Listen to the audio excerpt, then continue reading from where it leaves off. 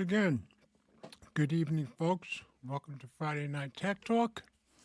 I'm Mobile Geezer, and if you are watching on my YouTube channel, you already know that. But you can also simultaneously watch on both of my Facebook IDs, either George Hayes or Mobile Geezer. And we get together every Friday night at this time to discuss some tech articles that have come out in the last week or so. So, let's see. Eleanor is in here, first one in, and she is wishing everyone a very Merry Christmas. May it be peaceful and blessed. And of course, I second that wish. And I'm glad she's here. And nobody else as yet. I did check a few minutes ago to see if Ted had sent any message. Nothing from him, but you know how he likes to pop in on us, so maybe he will or won't. We did have Will last week for most of the show, and when we signed off, Will said he'd like to have one before the end of the year with Mike and him. So we only got one more week for that. Okay, there's Ellie. Merry Christmas, everyone. Love the background. Thank you. So, two of the most faithful. Let's see who else comes in. Meanwhile, as I said, if you're new, we do this every week. And I give you some show notes every week to show you the stories we're going over, the articles we're going over. So let me share my screen and let you see my webpage where the show notes are. So first of all, if you go to the QR code, that'll take you directly to the webpage just with tonight's show notes. Other than that, if you go to mobilegeezer.wordpress.com and click on today's date, you will get just the show notes for tonight's show. And as I do every week, before that, Ellie put in a note. She was talking about getting the Commodore that I showed off last week in an article. She said, not going to get the Commodore. It's cute, but not really useful for me. And that's what the article was about. And I had the same feeling.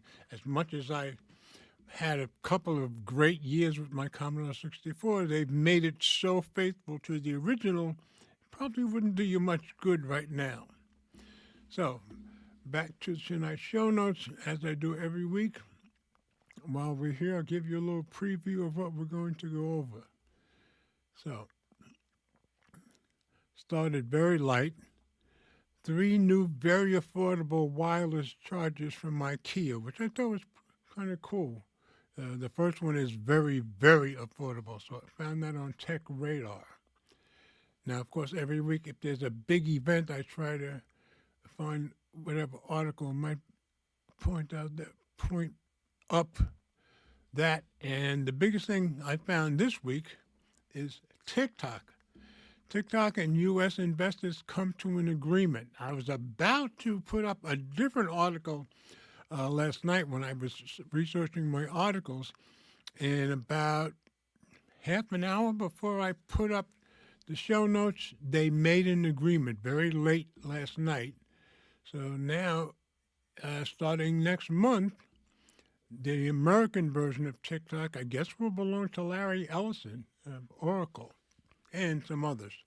We'll see that in the article from CNBC. So that's the big thing we've been following all year. So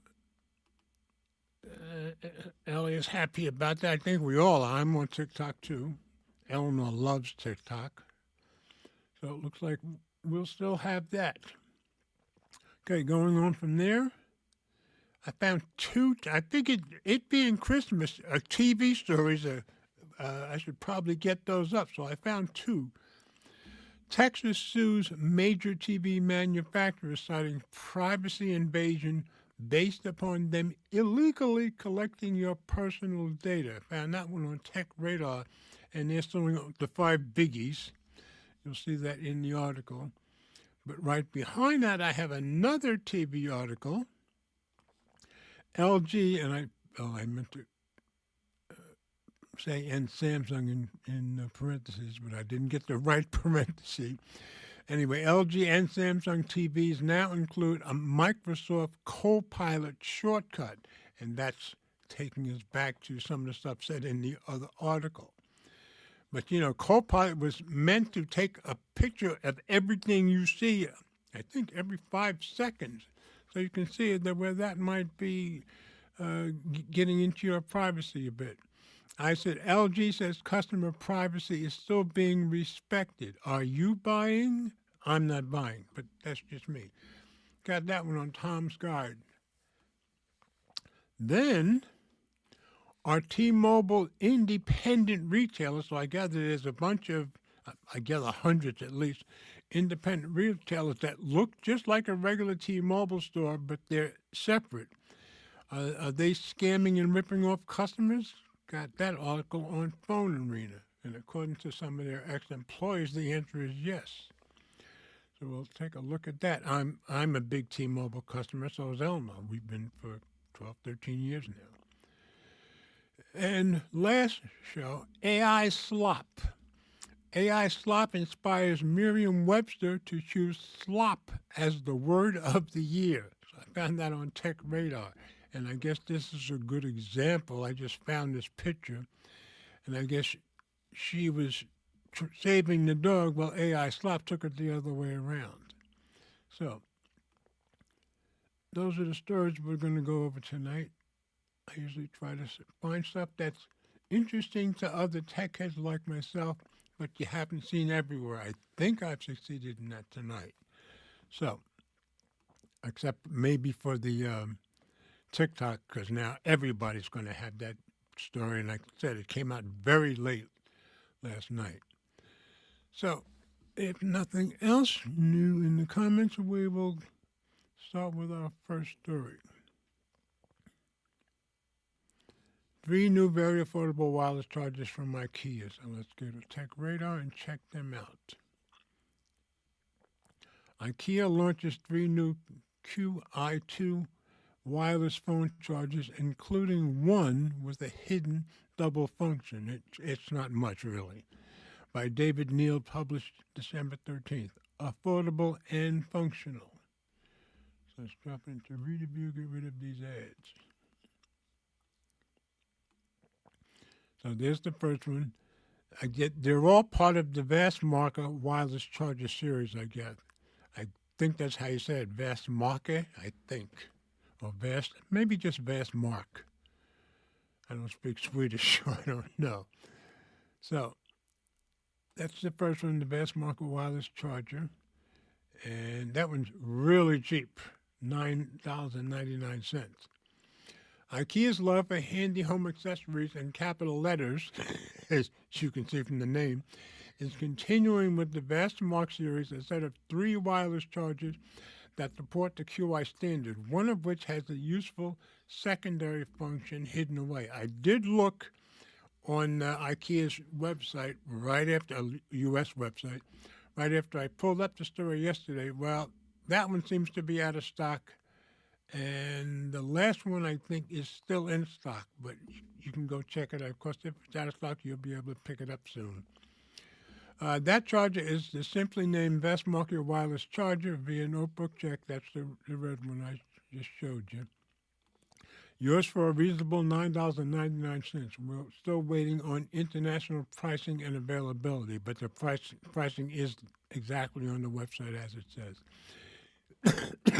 Pardon me. Comes in one color, bright red, and looks very much like a donut. Yeah, I guess it does look very much like a donut. It supports the QI20 standard and can charge at rates up to 15 watts. It's able to attach magnetically too, so it'll function with the Apple MagSafe and Google Pixel Snap standards, and the integrated USB cable can be stored neatly inside the charger itself. The double function, that double function is the charger's ability to act as a pop socket style holder for your phones. As I said, it wasn't a big deal. When it's attached magnetically to a handset, you can open it up a little to give you an easier way of gripping your device with one hand. So here's the second one. Yeah, the second one. That's the Vestmark wireless charging stand. And it's made of cork, so I guess that's kind of cool. Next up, we've got the Vestmark wireless charging stand, yours for $24.99. Again, pretty good price. And thanks to IKEA's no-nonsense naming strategy, you can probably gather what you get with this.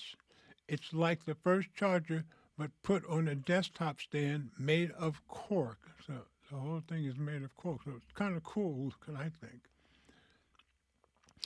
Again, it supports QI2 15-watt charging and magnetic connectivity. So you can snap it on your phone horizontally or vertically, as you see here. They've done it horizontally, which is cool. And even use it as a nightstand for your phone or as a way of watching videos or making calls without actually holding your handset, which is exactly what they're showing us. Last but not least, and they don't picture this one, there's a Vestmark wireless charger with lighting, so I have no picture of that one. A wireless charger with an integrated light. This can be yours for the same price, $24.99, and again covers the wireless QI2 15-watt charging standard as the other products. With this, when you put your handset down to charge, you'll get some subtle, warm mood lighting around it as well, plus a small bowl where you can drop in keys, rings, or anything else that you need to keep within easy reach. So they don't picture that one.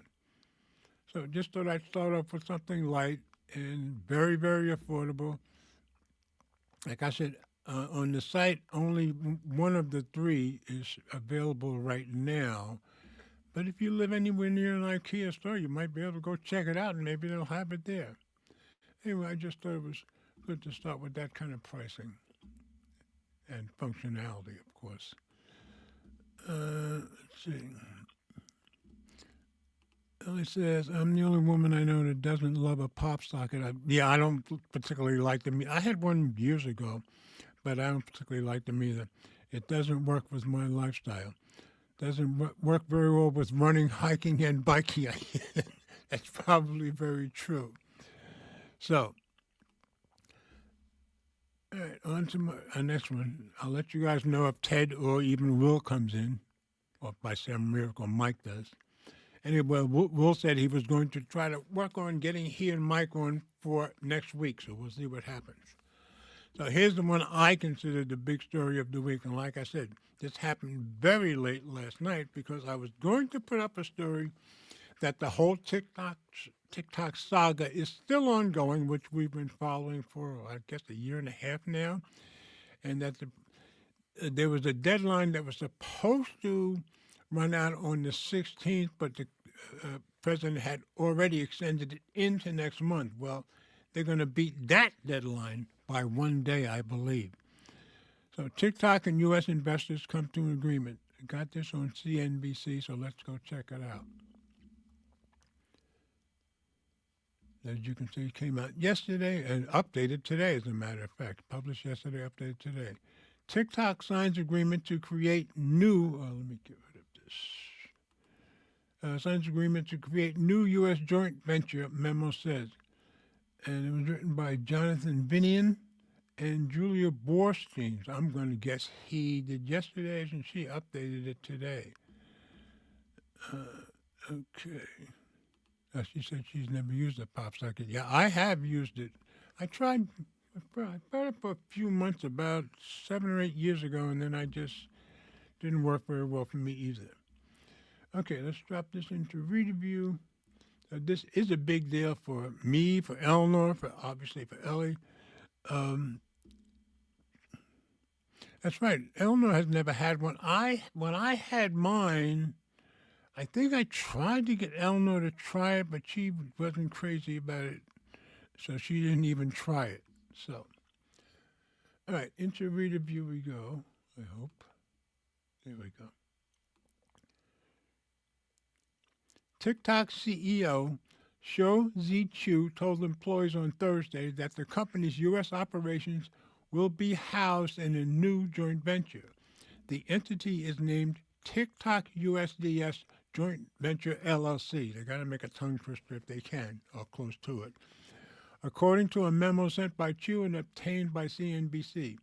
As part of the joint venture, Chew said the company has signed agreements with the three managing investors, Oracle, Silver Lake, and Abu Dhabi-based MGX. He said that the deal's closing date is January 22nd, which is one day before this extension would have run out. I think we'll find that out later. And of course, Oracle is owned by Larry Ellison, who's right up there with Musk. I think he's generally considered the second richest man in the world. And he owns Oracle and Sun Microsystems, and now he owns CBS, and now he owns the U.S. version of TikTok. Let's see. Here's Ted. I guess he's out and about. Good evening, party people. Okay. He's been watching too much, what's his name? Who says party people all the time?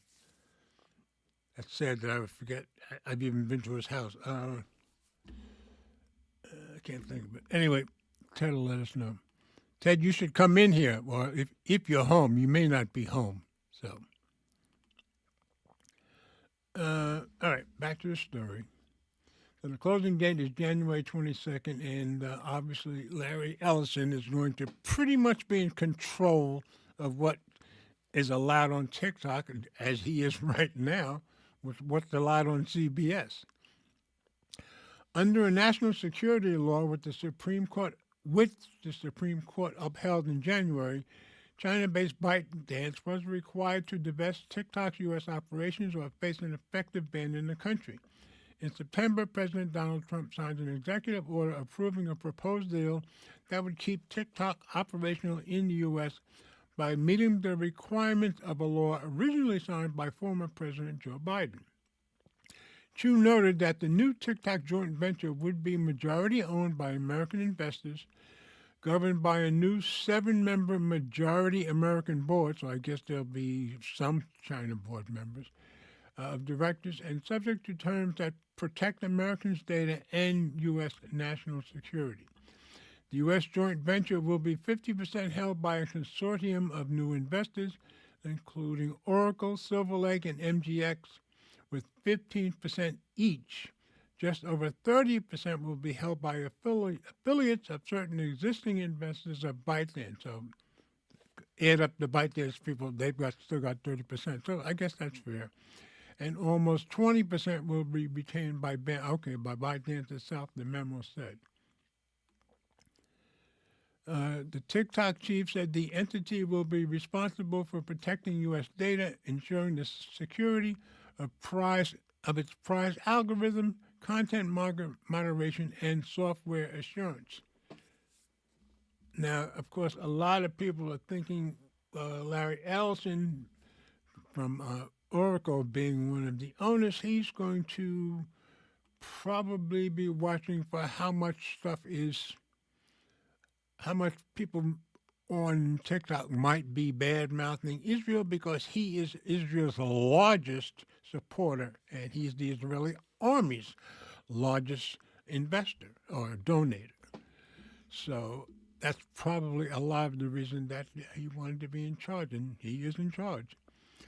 In addition to being an investor, Oracle will serve as the trusted security partner in charge of auditing, see what I tell you, and validating that it complies with agreed-upon national security terms, the memo said.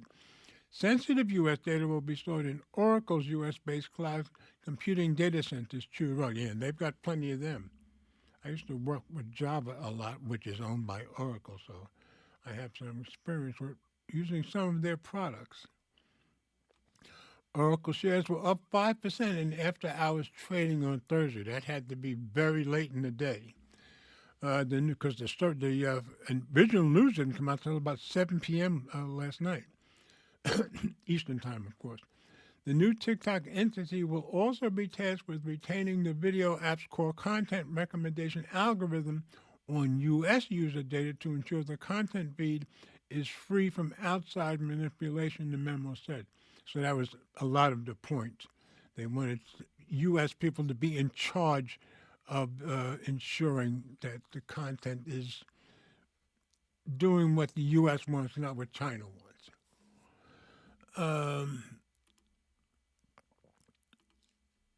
Chu noted that TikTok global U.S. entities will manage global product interoperability and certain commercial activities, including e-commerce, advertising, and marketing. Under Trump's executive order in September, the Attorney General was blocked from enforcing the national security law for a 120-day period in order to permit the contemplated divestiture to be completed, allowing the deal to finalize by January 23rd. So this finalizes 1 day before that. President Trump said in September that Chinese President Xi Jinping agreed to move forward with the proposal. And that's what I last reported to you guys about 3 months ago, I guess, that we were waiting for approval from the China side, and I guess they just did that. Vice President J.D. Vance noted there was some resistance from the Chinese government to support the deal that he said valued TikTok's U.S. business at $14 billion.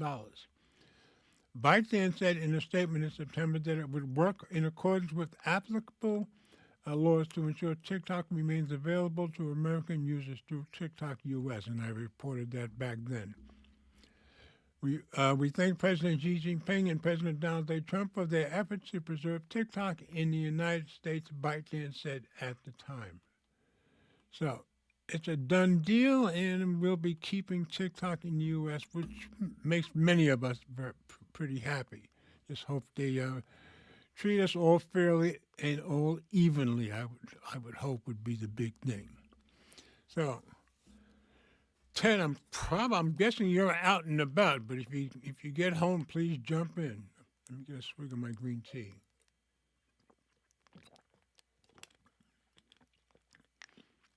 Okay.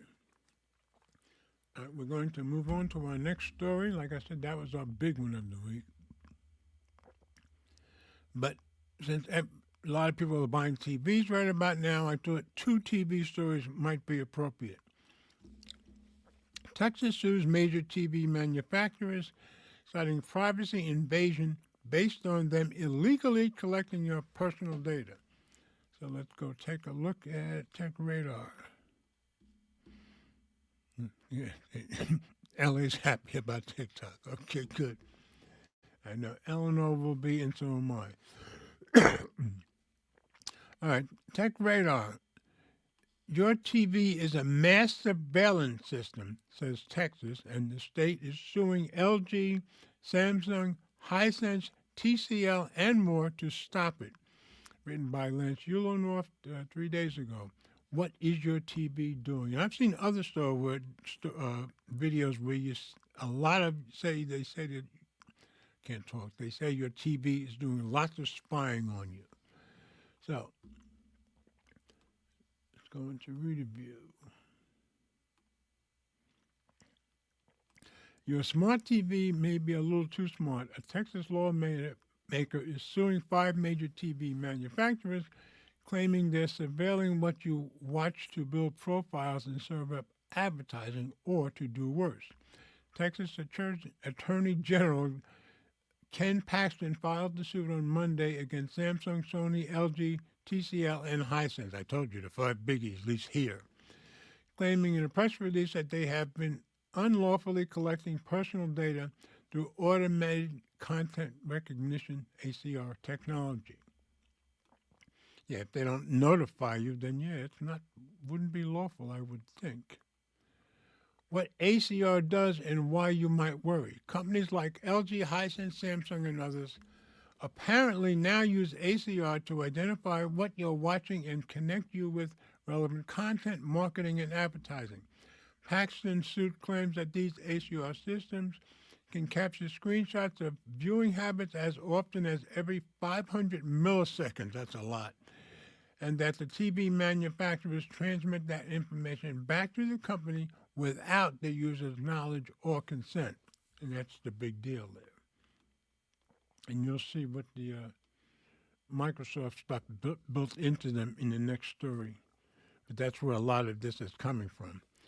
Generally, though, data specific to who you are, like name, photos, address, etc., are not part of that delivery. Instead, third-party partners get information about content interest, and TVs or TV companies act as middlemen, so I'm sure they're getting paid off too, delivering related content recommendations and advertising. This is not the first time ACR Systems has run afoul of the law. Back in 2017, Vizzo paid a $2 million fine to the FTC to settle a claim that it was monitoring viewing histories without proper consent. What is $2 million to Vizzo? Probably not much. There's no question that these systems exist, or on a test LGTV in our labs, we spent time navigating to a, get this, well-hidden Live Plus setting. So it's there, but you got to know how to look for it, I would think.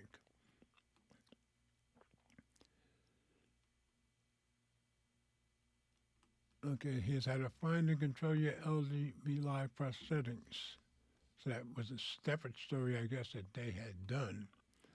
Live Plus is LG's version of ACR, and as LG describes it, when you enable it, the content displayed on your TV can be recognized, and the viewing information may be used to provide you with an enhanced viewing experience and personalized services, including content recommendations and advertisements. And we're going to see more about that in the next story.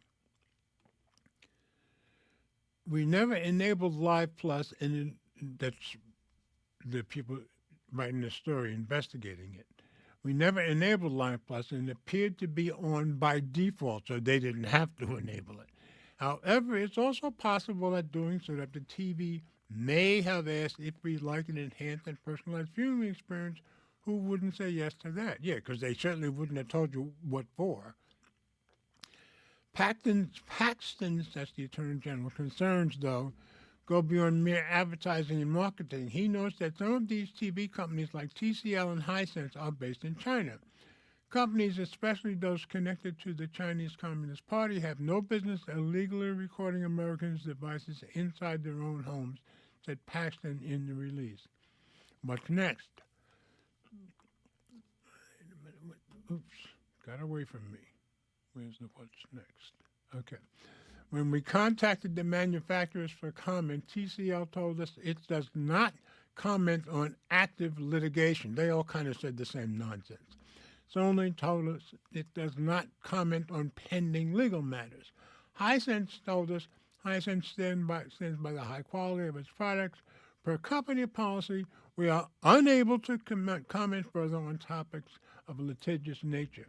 LG told us, as a matter of policy, LG Electronics USA does not generally comment on pending legal matters such as this. In other words, they all said the same thing. We have yet to hear back from Samsung. Whatever happens with this lawsuit, it might be a good time to check on your smart TV's ACR settings, see if they're enabled, and perhaps turn them off if you don't want one of these companies watching what you're watching. Most reports we read said that disabling ACR turns off all communications between the TVs and ACR servers. Just remember, the next ads and TV show recommendations you see on your smart TV may have little to do with your interest. Now, I know Eleanor and I probably don't have to worry about it because neither of us have a TV that was made after 2019, I think. So I don't think it's even going to be in there. But might be if you have a, I would say, newer TV or TV from the last couple of years, it'd probably be a good idea to see if you can get into those ACR settings and what's turned on. Now we're going to learn a little bit more from the next story. So nothing else new here. One more TV story. LG and Samsung's TVs now include a Microsoft Copilot shortcut. And you remember all the stories we had done earlier in the year about Microsoft Copilot and how people really didn't like the fact that you couldn't turn it off at first, but now, of course, you can. LG says customer privacy is still being respected. Are you buying? That's what I said. I'm not buying. If they can collect stuff on you, they're going to collect stuff on you. Who is this? Somebody just popped in here. Is that you, Ted? No, that's not Ted. At least I thought somebody just popped in here. Oh, it is. See? I know it. I know it. You will be visited by three ghosts of Oh, Christmas. okay. So you Christmas present, Christmas past, or Christmas future? I'm Morley, the guy who told Scrooge the ghosts were coming. Oh, okay. Now, do I? I do not have you on. Oh, yes, I do have you here. Sorry. Um, so did you just get home? Yes. Okay. Well, we're glad you got in here. Hopefully, we'll get to see your face at some point. If you, Hopefully.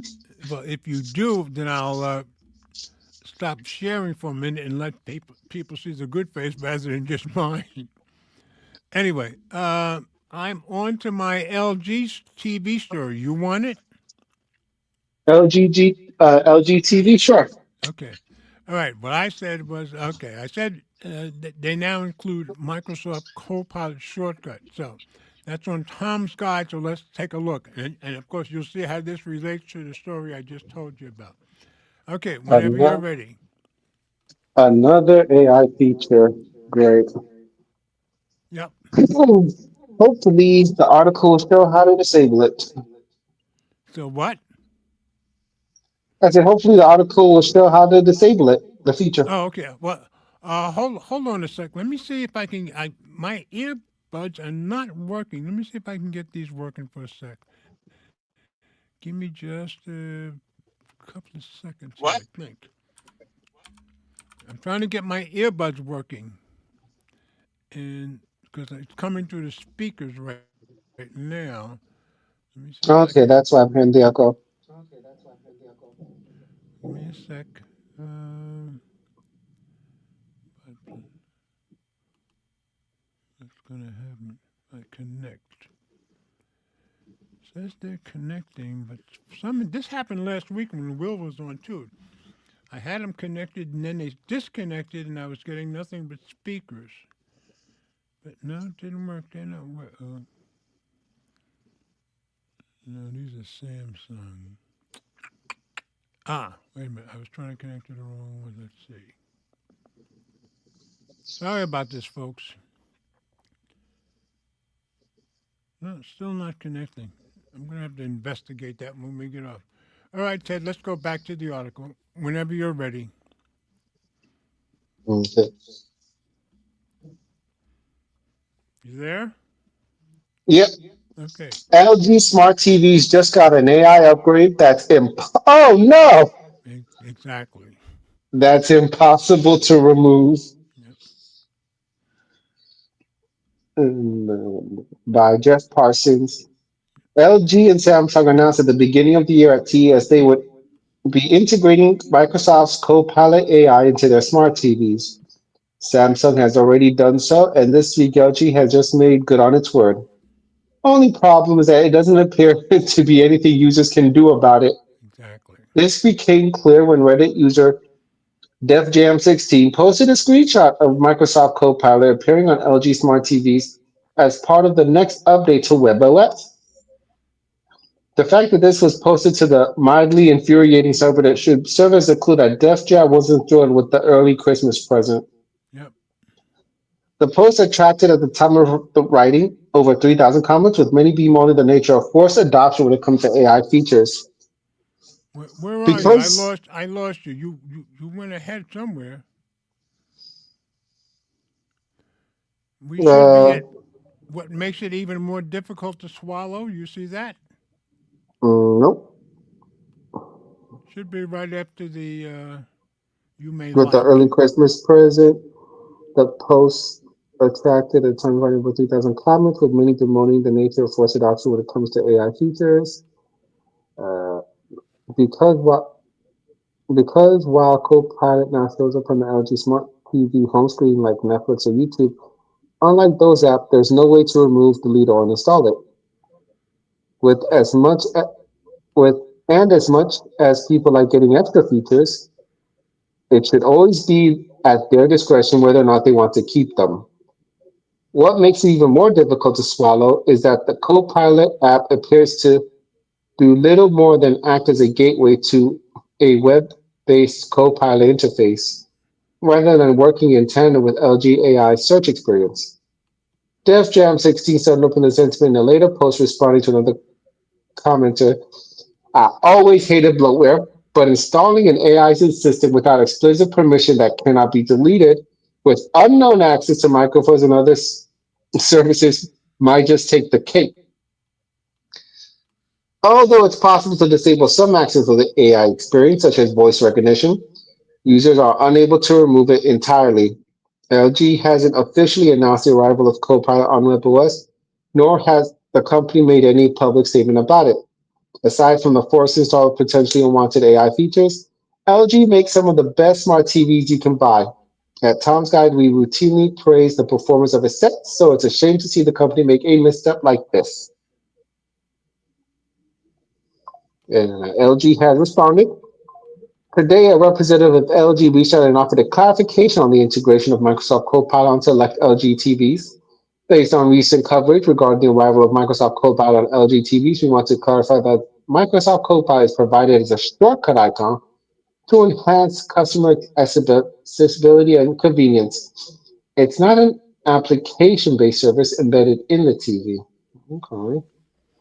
When users select the Copilot shortcut, Microsoft's website opens through the TV's web browser, and features such as microphone input are activated only with the customer's explicit consent. LG Electronics respects our consumer choice and will take steps to allow users to delete the shortcut icon if they wish.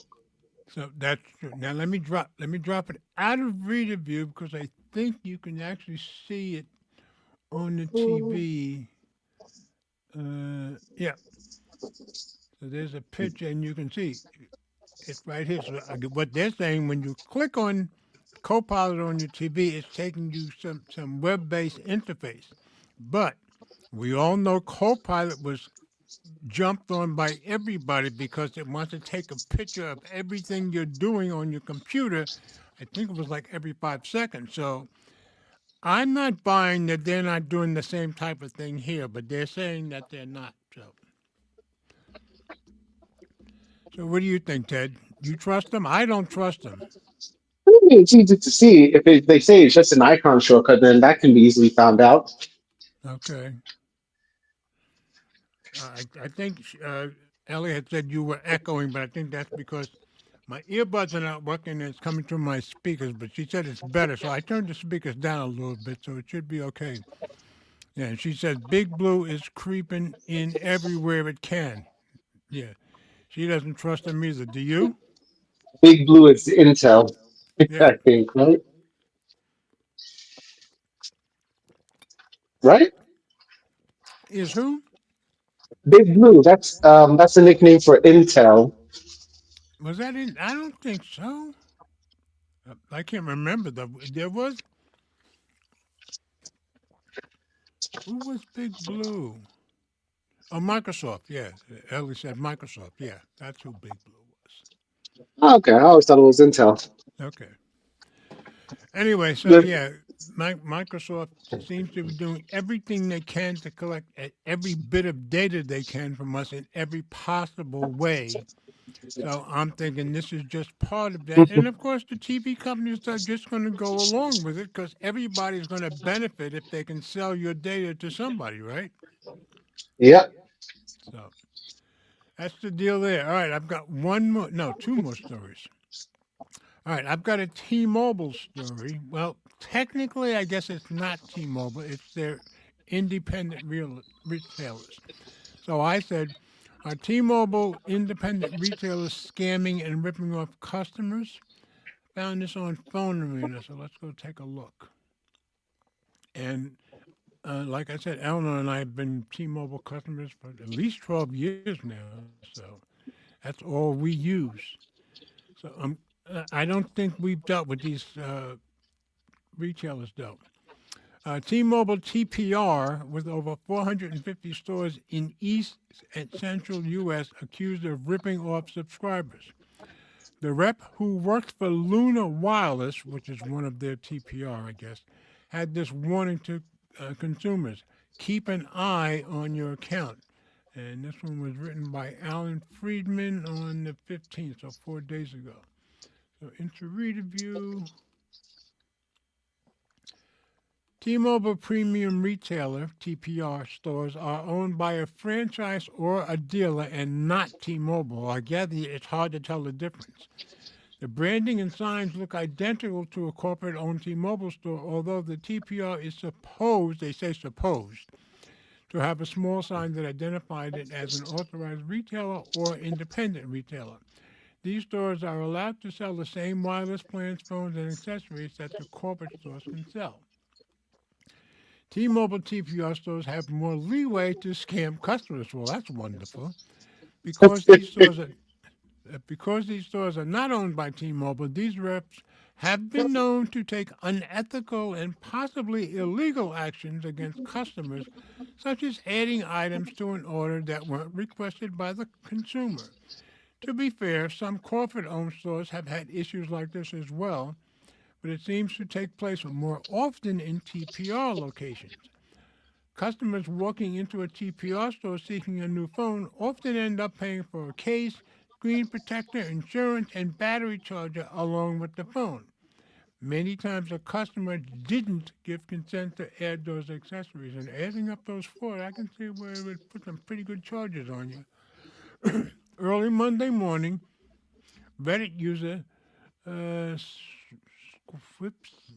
Squippy Squip, I guess, typed a post explaining that he had just quit his job as a rep, good for him, for T-Mobile TPR. His message was basically a warning to T-Mobile TPR customers. He wrote that because authorized retailers aren't directly T-Mobile, it allows these stores to get away with more nonsense directed against customers. The former T-Mobile TPR salesman listed the things he was forced to do in order to keep his job. I'm glad he quit. Adding unrequested items to consumers' bills seems to be a popular scam. The first on his list reveals how he was forced to put items on customers' accounts. He wrote that this made him feel absolutely horrible. He wrote multiple times, I was forced to put P360, that's insurance, trackers, watches, tablets, etc., on people's accounts without telling them. I was encouraged to do this without them looking, just to say, oh, it comes with it. So just lie, in other words. Oh, that's the seat. Wow. Isn't that nice? It I get comes with the. bundling is a thing in common practice, but this wasn't bundling. This was squishing the customer for everything they had in their pocket and hoping they won't notice. That's really sad and disgusting too. The next thing he hated while working for T-Mobile TPR was that behind closed doors, he was told to have complete disregard for the customer. That's nice. He says he was told to act this way even to nice customers. By the way, the TPR store he worked in is owned by Luna Wireless, which is who this ad we just passed. That's a Luna Wireless ad. So, um, the latter owns over 450 T-Mobile stores in the eastern and central United States. I never heard of them, but I guess they don't want you to even know they're not official T-Mobile. Pardon me. His last point was specifically aimed at a manager he worked with, although he believes that this manager's actions were an indictment of on the whole company. The former rep accused his manager of stealing customers from him and not looking at his resume before hiring him. This, I feel, is a huge red flag, the Reddit subscriber typed. He went on to point out that despite his actions, the manager won numerous awards while inside the firm, so not from T-Mobile, and was number one in the area despite the things he was doing. That's great. After giving up the job at 3 a.m. this morning, the former T Mobile TPR rep had a big warning for customers. So, for those of you who go to an authorized retailer, Luna Wireless to be exact, be careful and keep an eye on your account. What is frightening is how many T-Mobile I think you should say TPR reps say the same thing. The very first post following the one cited in the paragraphs above had a similar tale to tell, especially when it came to duping customers. This former T-Mobile TPR rep who quit in October uses the same screen name, Aria, on Reddit, and he wrote, I work for a TPR for T-Mobile and it was exactly like this, especially the part about putting things on people's accounts and not telling them or wording it so they don't know to charge credit each month, no less, and calling it free or just out not telling customers. Boy, that's bad. The owner of the TPR he worked for was not named. Customer care reps at call centers I guess should say were also told to lie. He continued, I never put something on anyone's account without their permission after a convo about cost, benefit, any promos, bill charges, etc. But my store's assistant manager would put 360, that's the insurance, on any customer's lines that came out in the store, and our main manager knew about it and specifically told her, do what you gotta do. Nice. I didn't see anything because his bonuses were based on our total store metrics, so you couldn't tell who was doing it and who wasn't, I guess. I reported both of them to the ethics line. That's nice that they have one, but literally nothing was done about it. T-Mobile in general has a lot of shady people working for it. I'm sure it's the same anywhere, but I've worked a lot of different jobs, places, and I've never seen corruption that bad before. That's really sad. A customer care rep working at a call center who uses the name Shwoomy Woomy, I guess, on the Reddit social media platform, he wrote that he would put in his resignation tonight. He was told not to tell customers what the monthly $18 charge for P30 insurance was for. Nice.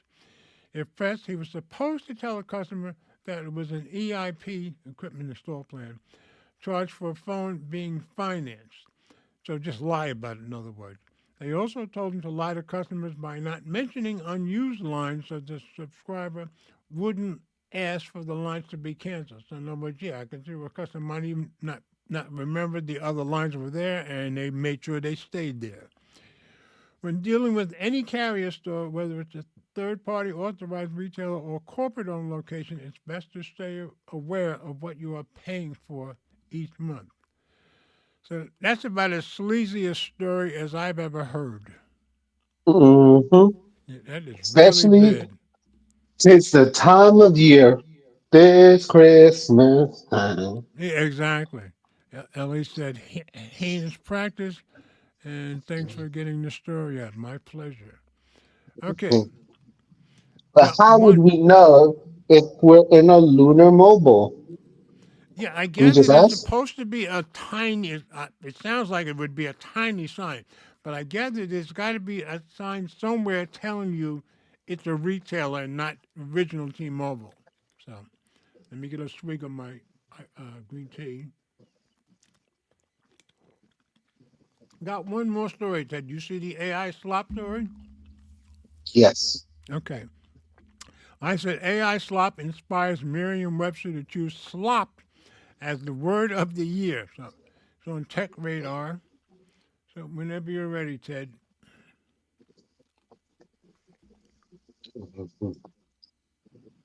Slop is the word of the year. Nice going, AI. We did this to ourselves with AI. Okay. If the internet is a sea of content, AI slop is the flotsam, the jetsam. We're forced to swim around and make it from shore to shore. The garbage content is so ubiquitous. Merriam Webster chose slop as its 2025 word of the year, a digital content of low quality produced in quantity with AI. You know what we're talking about, right? We have at our fingertips a growing array of chatbots like ChatGPT, Gemini, Claude, Copilot, Sora, and untold others that with a little more than a prompt let us create reams of content, everything from photos to videos to articles, research documents, presentations, and even podcasts. Podcasts, huh? Yep. Some of it is arguably wonderful. AI's gift is its ability to find meaning in a vast swath of data. It can go deep, it can go wide, and it can unearth valuable insights. I don't know about well, what valuable insights I ever got from AI.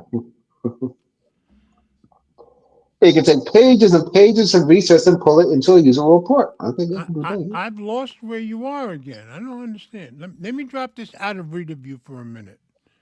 See if I can figure out where you are. AI can remove unwanted people and debris from a photo or even add things that didn't exist in the original pic. Let's see. Okay, the division. Okay. Now, are you at the we used AI to create art? Is that it? Uh, Now I lost my place. Okay. My I fault. was looking, I was looking at your screen and uh, we use AI to create art, yeah, and Okay, go more ahead. recently videos. The latter was built by Truckloader, the new Sora app from AI. I admit I'm as guilty as the next person. Sora is highly addictive app that makes it easy to generate, say, a video of a gorilla performing dentistry on me, or me chatting with a giant Santa Claus. These and other AI generated videos are near perfect example of AI slop.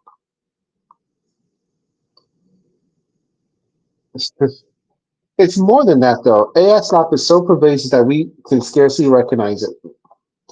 It's infected reporting, customer service, advertising, commercials. So at this point, I can always almost identify the AI actors. What's worse is that many are failing to identify when they use AI to generate content.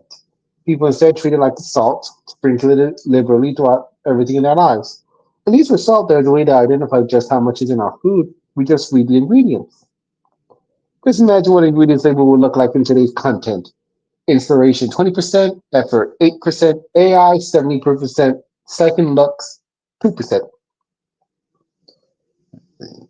While they didn't plan it, the Oxford 2025 word of the year is rage bait, which defines a online content deliberately designed to elicit anger or outrage by being frustrating, provocative, or offensive. I can imagine that as you scroll through upsetting news and content on social media, the more than occasional AI schlock might make you feel a bit ragey. Too much too soon.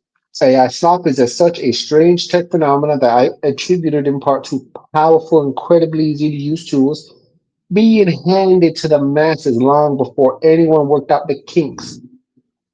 You can argue that AI has just been around for a decade, but powerful consumer grade generative AI is just 3 years old, and it was handed to us long before anyone understood the implications. I have no doubt that many are using AI for real work and important solutions, but I think the vast majority see it as a plaything or as the answer to their innate laziness, and they are spitting out AI slop on an hourly basis. Our rage is unlikely to diminish anytime soon. Some people, experts think roughly half of all we see online is what? AI generated. Ooh.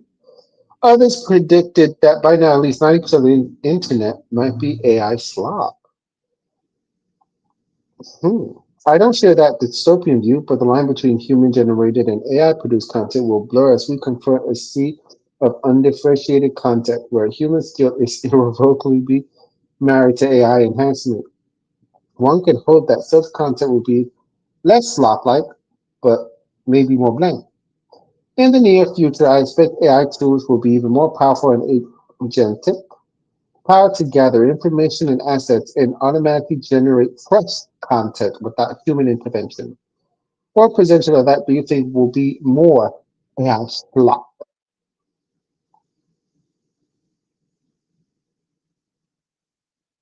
Hello? That's it?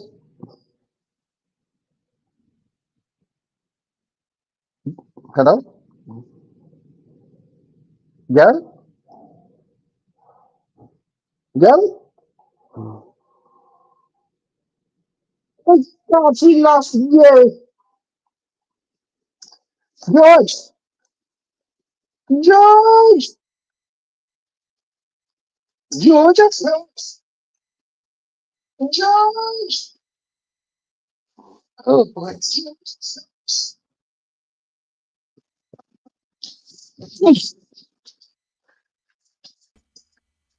Ah, Okay. Yeah, you hear me now? yes. I clicked something and removed myself. That's what happened. Okay. At least we got through the whole article. That was the main thing. So, Yeah. so we never get to Uh, see you. We're gonna get to see your face this Christmas. yeah, sure. Okay. Hmm. What about the New Year's stream? I love the New Year's Eve stream. So you got any special plans? Saturday, I'm gonna get my place all spruced up for the Oh, New okay. Year's. Gonna just chuck stuff out, throw stuff away, Now, declutter. are you doing this on your own, or you're paying for this? No, I'm doing this on my own. Oh, okay, okay. And then Santa Claus right on Sunday, we're cycling. So you still belong to two bicycle clubs? It's really just one. Oh, okay, okay. But I this one guess. is going to be like community one in the city. So Okay, like 100 of Santas cycling around the city. okay, cool. All right, that's all I've got this week. And you got anything else new you want to tell us, or anything? I'm still enjoying my Samsung phone. Okay. Mm-hmm. Which one? I forgot which one. S24 Plus. Oh, that's right. Yes. Yes, 24. I forgot all about. See, it's been a while since I talked to you. That's why. All Yeah. right. Well, I'm glad you enjoyed it. How about your How cameras? about They doing okay? You doing any work with them? yes? Okay. Actually, I bought some creators manual. I'm using the camera, the complicated camera that I don't use as much as I should. Okay. So hopefully that'll help me a bit. Okay. Good. Guess what though? I just was got offered. AT&T came over to my place of work, Okay.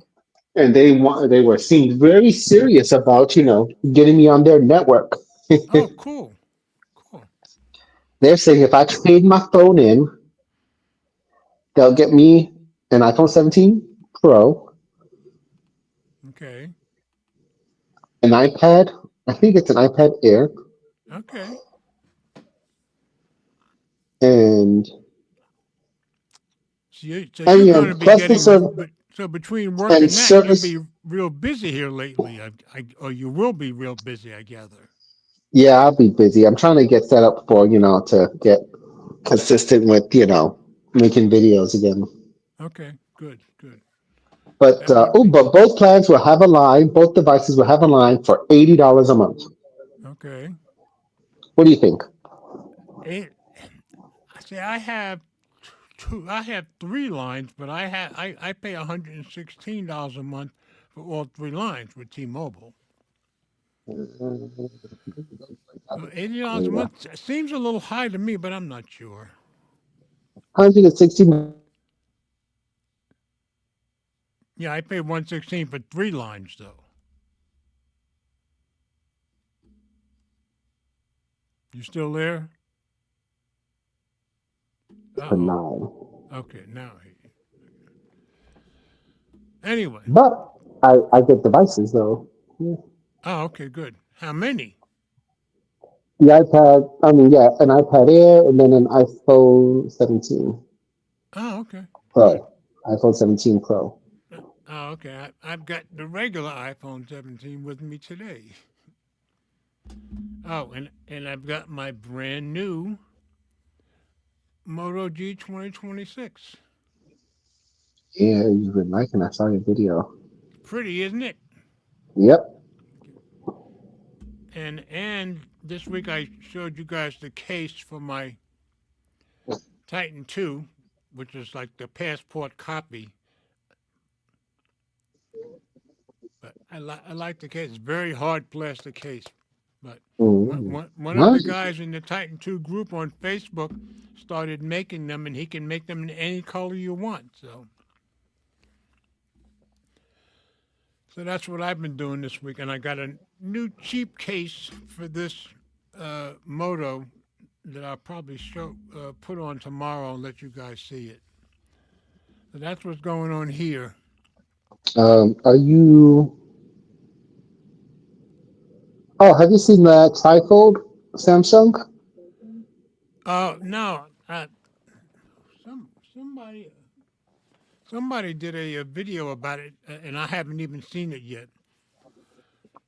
I can't remember who did the video. Was it Mr. Mobile? Yeah, Wait a Mr. minute. Mobile did one, and who's this? And who's this? Dave 2D. Okay, yeah, I haven't seen. I saw that the video was out there, but I've been busy enough, and of course I work Thursday and Friday, so I haven't even seen any of the videos on it yet. I know I'm not going to be buying one, so what is it? 2,500? Is that what it costs? Who's that? I'm yes, I didn't pay attention. Okay, yeah, I think it's about 2,500 bucks. I think. Anyway, so I'll be taking a look at it, but I haven't seen it as yet. So what did you think? Did you watch the videos? Yeah. Oh no, like the universe Oh, so you haven't seen the videos yet either. of the universe. Yeah, Oh, okay, okay. the Titan. All right. Nice keyboard. So that's all I've got going on, and I Of all think. those new battery phones you got from the 17, the Titan and the G20, which you liking the most? Oh well, the newest one, of course, is the Moto G. But see, the Moto G 2020, it's only a $200 phone. So for a $200 phone, this is a nice phone. At least I think it is. But I've been so busy, I haven't even done any photos yet. So let me get a couple of photos and let you guys see what that looks like, because that's one reason that I went with this, because they said the AI is going to make the photos better. So I wanted to see if that's true. So I will get something with some photos up over the weekend. But yeah, my iPhone 17 is, of course, uh, of those three, the one I love the most. But I haven't put my phone of the year video up yet, and it's still going to be the OnePlus 13. So for me, Okay. I will be getting that out in the next few days, obviously. So Okay. Excited to see that. yeah. So and Will had asked me last week why did pick it as my phone of the year, and I basically it's just it does everything well, and I think it does everything well more than any other phone that I have. But the iPhone 17 and the Pixel 10 are both pretty good. I just think the OnePlus 13 is the better phone overall. And that one came out, I bought that one last January, so that's pretty good, I think. Okay. Good. And Jay Will put out a video yesterday how he had Android 16 on his OnePlus 13. So what did he need a OnePlus 15 for? And I said I couldn't agree more. I have Android 16 on my OnePlus 12 and my OnePlus 13. I have no need to get a OnePlus 15. So,